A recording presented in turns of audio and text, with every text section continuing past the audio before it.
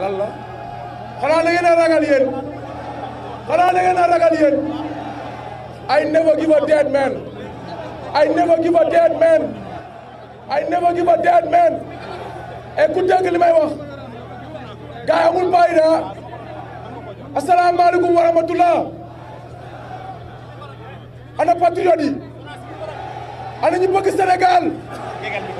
ana la génération bi nga xam ne ñoo war a yor Sénégal ëllëg tubaab dafa ne montre-moi quelle jeunesse tu as je te dirai quel peuple tu seras ana gars yi fu ngeen nekk asalaamaaleykum wa rahmatullah man Macky Sall laa am lu may wax man Macky Sall rek laay waxal ndax lu ñu njaaga moom mooy lu ñuy njaaga moom mooy kon moom laay waxal dama ko bëgg a xamal ni nit ki melul ni muy waxee ni muy jëfee la mel nit ki melul ni muy waxee ni muy jëfee la mel déggoo leen ma de l'homme n'est pas ce qu'il dit mais ce qu'il fait kon dama bëgg opinion nationale et internationale ñu xam ni une nouvelle ban a soufflé l'Afrique souffle une nouvelle ban te Sénégal du ci jël ndaare mbukk ba abadan wala dañuy jël ndaare gars yi où est la jeunesse il faut savoir dire non il faut savoir résister quand il le faut il faut savoir dire non quand il le faut il faut savoir résister quand il le faut même les lutteurs du Sénégal même si les grands lutteurs refusent de parler nous on va parler au nom de tous les lutteurs du Sénégal tous les lutteurs du Sénégal disent non à l'homosexualité nous disons non et nous disons non donc homosexualité góor jigéen benn programme la des fois nga gis gars yi def apologie ñuy def apologie de l'homosexualité di jéem a dugal gars yi ci bopp bi ñun xam nañ ni